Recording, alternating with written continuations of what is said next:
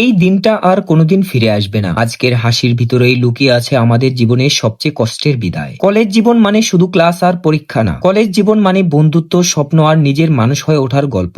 আজ সেই গল্পের শেষ পৃষ্ঠা। আজ ভোলা সরকারি কলেজের ইন্টার 64তম ব্যাচের বিদায় অনুষ্ঠান।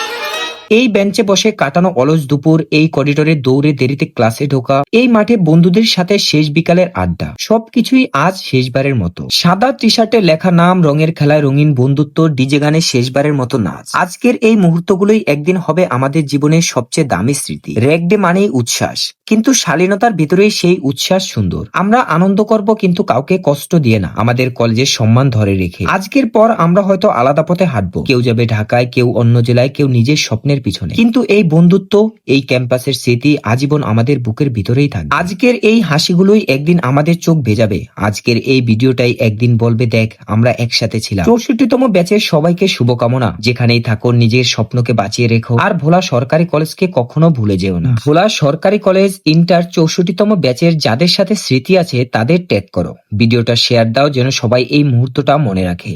ধন্যবাদ।